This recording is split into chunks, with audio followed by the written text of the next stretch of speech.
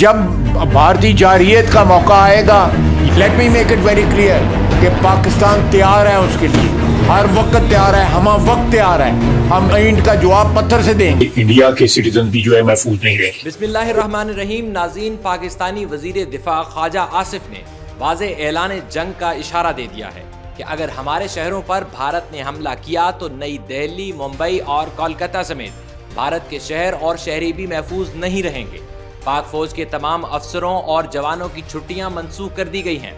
सबको फौरी तौर पर अपनी यूनिट में रिपोर्ट करने की हिदायत कर दी गई है। इसके अलावा पाकिस्तान की फौज ने सियालकोट और लाहौर समेत आज़ाद कश्मीर से मुल्हिका इंडियन सरहदों की जानिब पेशकदमी भी शुरू कर दी है, जबकि पाकिस्तानी सिक्योरिटी फोर्सेस ने सरहद पार करके पाकिस्तानी हुदूद में आने वाले भारतीय BSF के जवान को गिरफ्तार भी कर लिया है। पाकिस्तान ने भारत को ईंट का जवाब पत्थर से नहीं बल्कि मिसाइल से देने का फैसला कर लिया है। खबर यह है कि पाकिस्तान ने एक जदीद तरीन बैलिस्टिक मिसाइल का भी कामयाब तजुर्बा कर लिया है। जंग की सूरत में भारत पाकिस्तान के किन 5 शहरों को निशाना बना सकता है या किन शहरों पर हमला कर सकता है, इससे मुतल्लिक सीनियर सहाफियों ने तहलका खेज दावा करके खलबली मचा दी है। इस सब के अलावा पाकिस्तान और हिंदुस्तान में जारी कशमकश से मुतल्लिक मजीद कई एक्सक्लूसिव खबरें हम इस वीडियो में आपके साथ शेयर करेंगे। तो ताज़ा अपडेट्स के लिए सबसे पहले खोजी टीवी सर्च किया करें। नाज़रीन, जंग के उमड़ते बादलों में पाकिस्तान ने वो कर दिखाया जो दुश्मन के वहमो गुमान में भी नहीं था। 24 अप्रैल की रात पाकिस्तान ने 1600 किलोमीटर तक मार करने वाले बैलिस्टिक मिसाइल का कामयाब तजुर्बा कर लिया है। पाकिस्तान की तरफ से ये सिर्फ एक दिफाई कदम नहीं बल्कि एक ऐलान था ताकत का, अज़म का और वादे का कि अगर पाकिस्तान की तरफ मैली आंख भी उठाई गई तो जवाब आसमानों से आएगा। पाकिस्तान की जानिब से इस मिसाइल तजुर्बे के बाद भारत में खलबली मची हुई है। इंडियन एंकर्स और दिफाई तज्जियाकार कह रहे हैं कि पाकिस्तान ने इस मिसाइल का तजुर्बा करके खित्ते में ताकत का तवाज़ुन हिला कर रख दिया है। नाज़रीन, पहलगाम हमले के बाद पाकिस्तान और भारत में कशीदगी बढ़ती जा रही है। लफ्जी जंग के बाद मामला अब आमने सामने की लड़ाई की तरफ आ चुका है। खोजी टीवी को अपने जराये से मालूम हुआ है कि पाकिस्तान आर्मी ने भारतीय सरहदों की तरफ पेशकदमी शुरू कर दी है। अफगान बॉर्डर से पाकिस्तानी फोर्सेस को मशरिक की सरहद की तरफ कूच करने के अहकामात भी पहुंच चुके हैं। नाज़रीन, ये कोई मामूली हरकत नहीं बल्कि जंग की आहट है। ये एक इशारा है जो भारत को ये पैगाम दे रहा है कि पाकिस्तान अब दिफाई नहीं बल्कि जारहाना पोजीशन इख्तियार कर चुका है। इस्लामाबाद में हंगामी इजलासों का सिलसिला भी जारी है। वजीर आजम, आर्मी चीफ और इंटेलिजेंस हुक्काम की बड़ी बैठक लगी जिसमें बड़े फैसले कर लिए गए। यहाँ तक कहा जा रहा है कि पाकिस्तान ने भारत के मुमकिना हमले के पेश नज़र पहले वार करने की सलाहियत से मुतल्लिक भी सोच विचार शुरू कर दी है। इसकी वजह भारत का बढ़ता जंगी जुनून है, क्योंकि मोदी सरकार पाकिस्तान की अमन पसंदी और जंग से गुरेज की ख्वाहिश को इसकी कमजोरी समझने लगी है। वजीर दिफा ख्वाजा आसिफ ने इसी तनाजर में ऐलान जंग कर दिया है कि अगर हमारे शहरों पर भारत ने हमला किया तो नई दिल्ली, मुंबई और कोलकाता समेत भारत के शहर और शहरी भी महफूज नहीं रहेंगे। दोस्तों, कौमी सलामती कमेटी के इजलास में पाकिस्तान ने भारतीय एयरलाइंस के लिए अपनी फिजाई हदूद मुकम्मल बंद कर दी है, जबकि भारत से तिजारत मुअत्तल करके इसे ईंट का जवाब पत्थर से देते हुए इसकी मईशत पर ऐसा वार किया है कि बीजेपी सरकार तिलमिला उठी है। पाकिस्तान के 90 तुले जवाब ने इंडियन गवर्नमेंट को हिला कर रख दिया है और शायद मोदी की भी अकल ठिकाने आ गई है। यही वजह है कि पहलगाम हमले के बाद बिहार में पहले अवामी इज्तिमा से खिताब में भारतीय वजीर आजम नरेंद्र मोदी ने पाकिस्तान का नाम लेने से गुरेज किया, वरना भारत का मीडिया और नाम निहाद तज्जियाकार सारा मलबा पाकिस्तान पर थोपने में मसरूफ है। नाज़रीन, कल से ये खबर सोशल मीडिया पर वायरल थी कि पाकिस्तान जमीन से जमीन पर मार करने वाले मिसाइल को टेस्ट करने जा रहा है, लेकिन इस खबर की किसी भी हुकूमती शख्सियत ने तस्दीक या तरदीद नहीं की थी। प्रेस कॉन्फ्रेंस के दौरान वजीर दिफा ख्वाजा आसिफ से भी इससे मुतल्लिक सवाल किया गया था, लेकिन उन्होंने इसका जवाब देने से गुरेज किया था। खैर, खोजी टीवी को अहम जराये से खबर मिली है कि पाकिस्तान की जानिब से कराची के साहिल पर इस मिसाइल का कामयाब तजुर्बा कर लिया गया है। इस मिसाइल टेस्ट से पहले पाकिस्तानी फौजी हुक्काम ने कराची के साहिल पर मखसूस इलाकों को नो फ्लाई जोन करार दिया था। ऐसा हिफाजती इक़दाम के पेश नज़र किया गया था कि खुदा न खास्ता तजर्बे के दौरान कोई तैयारा या हेलीकॉप्टर इस मिसाइल की जद में न आ जाए। पाकिस्तानी हुक्काम की जानिब से जारी किए जाने वाले इस नोट में 24 और 25 अप्रैल की तारीख दर्ज थी। लेकिन इससे मुतल्लिक बाखबर जराए का दावा है कि ये मिसाइल टेस्ट किया जा चुका है। नाज़रीन, कुछ ऐसी गैर मुसद्दका इतलात हैं कि पाकिस्तान की तरफ से किए जाने वाले इस तजुर्बे में अबाबील या शाहीन सीरीज के किसी मिसाइल को अपग्रेड करके इसका तजुर्बा किया गया है, क्योंकि पाकिस्तान के मिसाइल बैटरी में मौजूद ये दोनों मिसाइल न सिर्फ जौहरी हथियार ले जाने की सलाहियत रखते हैं बल्कि तवील फासले तक हदफ को निशाना भी बना सकते हैं। ये दावा भी किया जा रहा है कि पाकिस्तान की जानिब से किए जाने वाले तजुर्बे की रेंज 1300 से 1650 किलोमीटर तक है। इसका मतलब यह है कि पाकिस्तान के मिसाइलों से भारत का दारुल हुकूमत दिल्ली भी महफूज नहीं रहेगा और ना ही यूपी और राजस्थान बच सकेंगे। अगर हम नक्शे पर नजर डालें तो कराची से दिल्ली तक का फासला तकरीबन 1100 किलोमीटर है।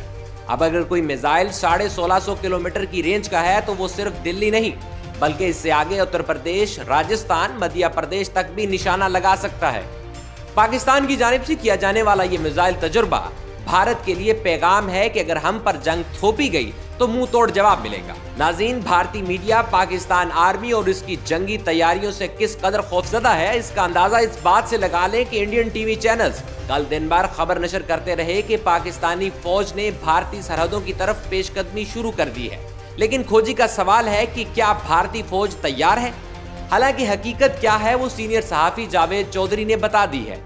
उन्होंने दावा किया है कि पाकिस्तान आर्मी के तमाम अफसरों और जवानों की छुट्टियां मंसूख करते हुए इन्हें फौरी तौर पर अपनी यूनिटों में पहुंचने का हुक्म मिला है, जबकि खुद army chief general Syed Asim Munir भी दौरा काज़ाकिस्तान खत्म करके वतन वापस पहुंचे और पाकिस्तान आर्मी के मुख्तलिफ अफसरान को जो इस वक्त गैर मुल्की दौरों पर गए हुए हैं इन्हें भी फौरी तौर पर बुला लिया गया है। सूरत हाल इस कदर गंभीर है कि पाकिस्तान ने अपने एटमी हथियार भी तैयार कर लिए हैं और अब की बार पाकिस्तान पहला वार करने की पॉलिसी भी अपना सकता है। नाज़रीन, इसी तरह की खबर एक और सीनियर सहाफ़ी अबसार आलम ने भी दी है। उन्होंने अपने प्रोग्राम में गुफ्तगू करते हुए बताया कि भारत की जानिब से पाकिस्तान के 5 शहरों पर हमले की प्लानिंग या तैयारी की गई है। भारत चाहता है कि रावलपिंडी समेत पाकिस्तान के 5 शहरों को सफ़े हस्ती से मिटा दिया जाए। उन्होंने दावा किया कि उनके ख्याल में इंडिया पहले मरहले में आज़ाद कश्मीर पर हमला कर सकता है। भारतीय हमले के हदशे के पेश नजर पाक फौज को हाई अलर्ट कर दिया गया है। बहरिया को रेड अलर्ट का सिग्नल दे दिया गया है। उन्होंने तो ये भी दावा किया कि पाकिस्तान और भारतीय फोर्सेस में कहीं कहीं झड़पें भी हुई हैं। अलबत्ता पाकिस्तान और भारत दोनों ही की जानिब से इस खबर की तस्दीक नहीं हो सकी। ये इतलात भी आ रही हैं कि मशरकी सरहदों पर भारी तोपखाना, रॉकेट लॉन्चर्स और बैटल टैंक्स को तैनात कर दिया गया है। फिजाओं में पाक फिजाइया की गैर मामूली परवाजें जारी हैं। पाकिस्तान एयरफोर्स भी बाकी दोनों फोर्सेस की तरह इस वक्त रेड अलर्ट सिचुएशन में है। पाकिस्तान ने भी नहले का दैले से जवाब देते हुए इंडिया पर उस जगह वार किया है जिसकी इसे सबसे ज्यादा तकलीफ हो रही है। पाकिस्तान ने न सिर्फ भारत के सफारती अमले को पाकिस्तान से निकाल दिया बल्कि भारत से हर किस्म की तिजारत भी फौरी तौर पर बंद कर दी है। इससे न सिर्फ पाकिस्तान और इंडिया की बल्कि पाकिस्तान के रास्ते भारत जो सामान अफगानिस्तान, ईरान और सेंट्रल एशिया भेजता था वो भी रुक चुका है। इसके अलावा भारतीय एयरलाइंस की पाकिस्तानी फजाई हदूद में इस्तेमाल करने पर पाबंदी लगा दी गई है। इंडिया को इससे इतना नुकसान हुआ है कि भारतीय एयरलाइंस ने न सिर्फ किराए दुगने कर दिए हैं बल्कि फासला भी तकरीबन डबल हो गया है। एक और डेवलपमेंट आपके साथ शेयर करें कि पाकिस्तानी सिक्योरिटी फोर्सेस ने सरहद पार करके पाकिस्तानी हदूद में आने वाले भारतीय BSF के जवान को गिरफ्तार कर लिया है। खुद भारतीय मीडिया ये तस्लीम कर रहा है कि इंडियन बॉर्डर सिक्योरिटी फोर्सेस के एहलकार KP सिंह ने पाकिस्तानी सरहद पार की थी।